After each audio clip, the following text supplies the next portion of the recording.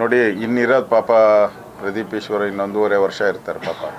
ನಾನು ಯಾಕೆ ಅವ್ರ ಬಗ್ಗೆ ಕಾಮೆಂಟ್ ಮಾಡಲಿ? ಮುಗ್ದೋಗ್ತಾ ಇದೆ, ಅವರು ಎಕ್ಸ್ಪೈರ್ ಆಗ್ತಾ ಇದ್ದಾರೆ. ಅವರು ಎಕ್ಸ್ಪೈರ್ ಆಗಿರೋರ ಬಗ್ಗೆ ನಾನೇನು ಮಾತಾಡೋಕ್ಕೆ ಹೋಗಲ್ಲ. ಅದರಿಂದ ಯಾರು ಗೂಂಡಾಗಳು ಅನ್ನೋದು ಇಡೀ ದೇಶಕ್ಕೆ ಗೊತ್ತಿದೆ.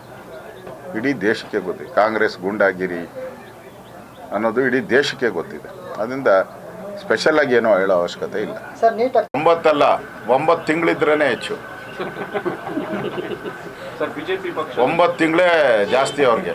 ಅದೇ ಜ್ಯೋತಿಷ್ಯ ಹೇಳಿದ್ದಾನೆ, ಅದು 9 ಅಂತ ಹೇಳಿದ್ದಾನೆ. ಅವನು ತಿಂಗಳನೋ ವರ್ಷ ಅನ್ನೋದನ್ನ ಮರ್ತು ಬಿಟ್ಟಿದ್ದಾನೆ. ಅದಕ್ಕೆ ಅಷ್ಟು 9 ತಿಂಗಳು ಕಳೀಲಿ.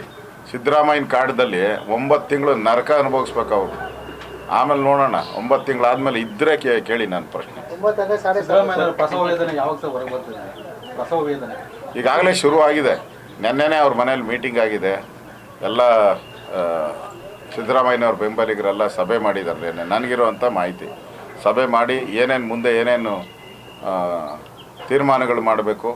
ಪಾರ್ಟಿಯಲ್ಲಿ ಸಿದ್ದರಾಮಯ್ಯ, ನಾನು ಈ ಸರ್ಕಾರವನ್ನು ತಂದಿದ್ದು, ನನ್ನ ಹೆಸರಲ್ಲಿ ಸರ್ಕಾರ ಬಂದಿರೋದು, ನನಗೋಸ್ಕರ ಜನ ವೋಟ್ ಮಾಡಿರೋದು ಕಾಂಗ್ರೆಸ್ಗೆ. ಅದರಿಂದ ಇವ್ರು ಯಾರೋ ಬಂದು ಕೂತ್ಕೊಂಡು ನಮ್ಮ ಮೇಲೆ ದಬ್ಬಾಳಿಕೆ ಮಾಡಿದ್ರೆ ಬಿಡಬಾರ್ದು ಅಂತ ನೆನ್ನೆ ತೀರ್ಮಾನ ಆಗಿದೆ ಸಿದ್ದರಾಮಯ್ಯನವ್ರ ಮೀಟಿಂಗಲ್ಲಿ. ನೋಡೋಣ ಮುಂದೆ ಏನಾಗುತ್ತೆ. ನೋಡಿ, ಇನ್ನಿರೋದು ಪಾಪ ಪ್ರದೀಪ್ ಈಶ್ವರ ಇನ್ನೊಂದೂವರೆ ವರ್ಷ ಇರ್ತಾರೆ ಪಾಪ. ನಾನು ಯಾಕೆ ಅವ್ರ ಬಗ್ಗೆ ಕಾಮೆಂಟ್ ಮಾಡಲಿ? ಮುಗ್ದೋಗ್ತಾ ಇದೆ, ಅವರು ಎಕ್ಸ್ಪೈರ್ ಆಗ್ತಾ ಇದ್ದಾರೆ. ಅವರು ಎಕ್ಸ್ಪೈರ್ ಆಗಿರೋರ ಬಗ್ಗೆ ನಾನೇನು ಮಾತಾಡೋಕ್ಕೆ ಹೋಗಲ್ಲ. ಅದರಿಂದ ಯಾರು ಗೂಂಡಾಗಳು ಅನ್ನೋದು ಇಡೀ ದೇಶಕ್ಕೆ ಗೊತ್ತಿದೆ. ಇಡೀ ದೇಶಕ್ಕೆ ಗೊತ್ತಿದೆ. ಕಾಂಗ್ರೆಸ್ ಗೂಂಡಾಗಿರಿ ಅನ್ನೋದು ಇಡೀ ದೇಶಕ್ಕೆ ಗೊತ್ತಿದೆ. ಅದರಿಂದ ಸ್ಪೆಷಲಾಗಿ ಏನೋ ಹೇಳೋ ಅವಶ್ಯಕತೆ ಇಲ್ಲ. 9 ಅಲ್ಲ, 9 ತಿಂಗಳಿದ್ರೇ ಹೆಚ್ಚು. 9 ತಿಂಗಳೇ ಜಾಸ್ತಿ ಅವ್ರಿಗೆ. ಅದೇ ಜ್ಯೋತಿಷ್ಯ ಹೇಳಿದ್ದಾನೆ, ಅದು 9 ಅಂತ ಹೇಳಿದ್ದಾನೆ. ಅವನು ತಿಂಗಳನೋ ವರ್ಷ ಅನ್ನೋದನ್ನ ಮರ್ತು ಬಿಟ್ಟಿದ್ದಾನೆ. ಅದಕ್ಕೆ ಅಷ್ಟು 9 ತಿಂಗಳು ಕಳೀಲಿ. ಸಿದ್ದರಾಮಯ್ಯನ ಕಾಡದಲ್ಲಿ 9 ತಿಂಗಳು ನರಕ ಅನುಭವಿಸ್ಬೇಕು ಅವರು. ಆಮೇಲೆ ನೋಡೋಣ. 9 ತಿಂಗಳಾದ್ಮೇಲೆ ಇದ್ದರೆ ಕೇಳಿ ನನ್ನ ಪ್ರಶ್ನೆ.